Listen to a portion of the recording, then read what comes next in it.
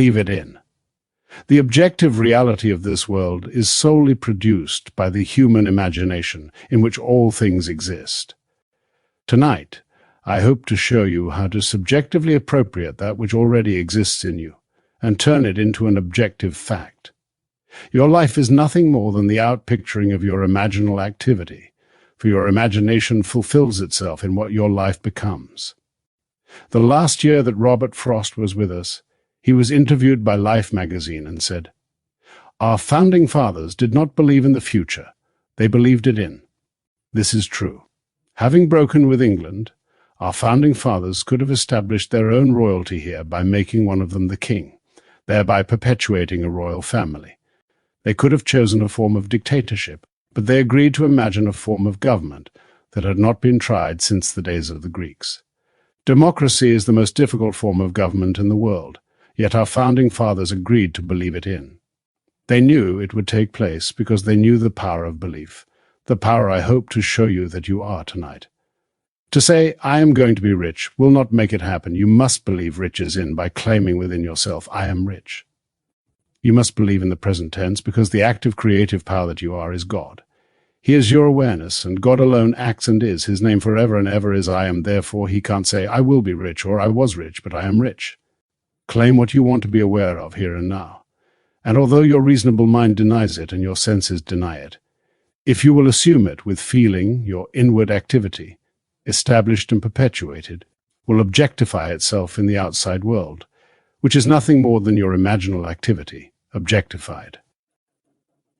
To attempt to change the circumstances of your life before you change its imaginal activity is to labor in vain. This I know from experience. I had a friend who hated Roosevelt yet wanted him to change. Every morning, while shaving, my friend would tell Roosevelt off. He found great joy and satisfaction in this daily routine, yet could not understand why Roosevelt stayed the same.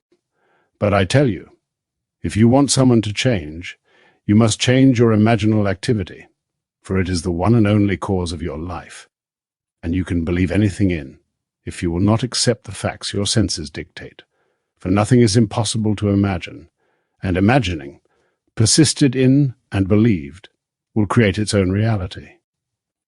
Now, all things exist in God, and he exists in you, and you exist in him. Your eternal body is the human imagination, and that is God himself. Your imagination is an actual body in which everything is contained. When you imagine, the thing itself comes out of that divine body, Jehovah. The story of Jesus is a wonderful mystery that cannot be solved until you discover from experience that he is your own wonderful human imagination. We are told that God speaks to man in a dream and unveils himself in a vision. Now, vision is a waking. Dream like this room, while a dream occurs when you are not fully awake. A few years ago, this vision was mine. I was taken in spirit into one of the early mansions on Fifth Avenue in New York City at the turn of the century. As I entered, I saw that 3 generations were present, and I heard the eldest man telling the others of their grandfather's secret. These are his words. Grandfather used to say, while standing on an empty lot, "I remember when this was an empty lot." Then he would paint a word picture of what he wanted to build there. He saw it vividly in his mind's eye as he spoke, and in time it was established. He went through life in that manner, objectively realizing what he had first subjectively claimed. I tell you, everything in your outer world was first subjectively appropriated. I don't care what it is. Desire can be your empty lot where you may stand, remembering when that which you now have was only a desire. If I now say, "I remember when I lectured at the Woman's Club in Los Angeles," I am implying I am no longer there and am where I want to be. Remembering when you were poor, I have taken you out of poverty and placed you in comfort. I remember when you were sick, by taking you out of sickness and placing you in the state of health. I remember when you were unknown, implies you are now known. By changing my memory image of you, I can now remember when you, with all your fame and fortune, were unknown and broke. That was the secret of grandfather's success. This is what I learned in vision. Do not put this thought aside because it came to me in vision. In the 12th chapter of the book of Numbers, it is said that God speaks to man through the medium of dreams and makes himself known through vision. If God makes himself known to you through vision, and speaks to you in dream, what is more important than to remember your dreams and visions? You can't compare the morning's paper or any book you may read to your vision of the night, for that is an instruction from the depth of yourself. God in you speaks to you in a dream, as he did to me when he took me on a trip in time to that beautifully staffed mansion at the turn of the century. As spirit, I was invisible to those present, but I heard more distinctly than they, and comprehended the words more graphically than they, because they had their millions, and who is going to tell one who already has millions how to get them? I entered their environment to hear their story, in order to share it with those who will hear and believe my words and then try it. This doesn't mean that just because you heard my vision you're going to enjoy wealth. You must apply what you heard, and remember when. If you would say, I remember when I couldn't afford to spend $400 a month for rent, you are implying you can well afford it now. The words, I remember when it was a struggle to live on my monthly income, implies you have transcended that limitation. You can put yourself into any state by remembering when. You can remember when your friend expressed her desire to be married. By remembering when she was single, you are persuading yourself that your friend is no longer in that state, as you have moved her from one state into another. When I say all things exist in the human imagination, I mean infinite states. For everything possible for you to experience now exists in you as a state of which you are its operant power. Only you can make a state become alive. You must enter a state and animate it in order for it to outpicture itself in your world. You may then go back to sleep and think the objective fact is more real than its subjective state into which you have entered. But may I tell you, all states exist in the imagination. When a state is entered subjectively, it becomes objective in your vegetative world, where it will wax and wane and disappear, but its eternal form will remain forever and can be reanimated and brought back into being through the seed of contemplative thought. So I tell you, the most creative thing in you is to enter a state and believe it into being. Now, causation is the assemblage of mental states, which occurring creates that which the assemblage implies. Let us say that I have two friends who would empathize with me, not sympathize, if they heard my good news. I put them together and listen, all in my imagination, as they talk about me and what has happened in my life. Being true friends, I hear their words of joy and see their happiness reflected on their faces. Then I allow myself to become visible to them and feel their handshake and embrace as I accept their congratulations as a fact. Now I have assembled a mental state which, occurring, created that which the assemblage implied, therefore I am its cause. As I walk, firmly believing in the reality of what I have done, and that imaginal act becomes a fact, I may question myself as to how it came about. Then, remembering my imaginal act, I would say, I did it. If I did it, then did not God do it? Yes, because God and I are one I am. Are you going to continue to believe there is another on the outside? Or are you going to believe the great confession of faith, which I would urge you to accept? It's the great Shema. Hear, O Israel, the Lord our God, the Lord is one. If the Lord is one, he can't be two, therefore. If his name is I am, and you say one am, you must be one with the Lord who brought the world into being. Listen to these words. By faith we understand that the world was created by the word of God, so that things that are seen were made out of things which do not appear. Here we see that the word of God is an imaginal activity, which, joined by faith, created the world. And faith is nothing more than the subjective appropriation of an objective hope. Now, when you discuss your desire with me, you cannot see my imaginal act relative to you. If you tell me you need a job and I accept that thought, when I think of you, I remember your need. But if I changed your words and heard you tell me you loved your job, I could remember when you needed one. For now my memory bank contains the fact that you have a job you like very much, and when we meet again you tell me that you have it. You are only bringing confirmation of my imaginal creative act. Now, if imagination works this way, and it proves itself in the testing time and time again, what does it matter what the world thinks? It costs you nothing to try it, and what a change in life it will produce for you. Try it, for you will prove it in performance. This may be in conflict with what you believe God to be. Maybe you still want him to be someone on the outside, so that there are two of you and not one. That's all right if you do, but I tell you, God became you that there would not be you and God. He became you, that that you may become God. If God became you, his name must be in you, and it is, for if I ask you anything, you must first be aware of the question before you can respond. And your awareness is God. You may not be aware of who you are, where you are, or what you are, but you do know that you are. Aware of what your senses and reason dictate, you may believe that you are limited, unwanted, ignored, and mistreated, and your world confirms your belief in your imaginal activity. And if you do not know that your awareness is causing this mistreatment, you will blame everyone but yourself. Yet I tell you, the only cause of the phenomena of life is an imaginal activity. There is no other cause. If you believe in the horrors of the world as they are given to you in the paper and on television, your belief causes the horrors to continue. Believing the news of a shortage, you will buy what you do not need, blindly. Accepting the pressure to perpetuate an imaginal activity that keeps you frightened. All through Scripture you are told to let not your heart be troubled, be not afraid, and fear not. If fear could be eliminated, there would be no need for psychologists or psychiatrists. It's a bunch of nonsense anyway. Every day this branch of medicine changes their concepts, and they are always in conflict as to what a man's attitude towards life is. I say to everyone, the whole vast world is now in your human imagination, and you can bring any desire out of it by believing it into being. First, you must know what you want, then create an image that fulfills it. Would your friends know and talk about it? Imagine they are with you now, discussing your fulfilled desire. You could be at a cocktail or dinner party that is being given in your honor. Or maybe it's a little get-together over tea. Create a scene in your mind's eye and believe its reality in. That invisible state will produce the objective state you desire, for all objective reality is solely produced by imagination.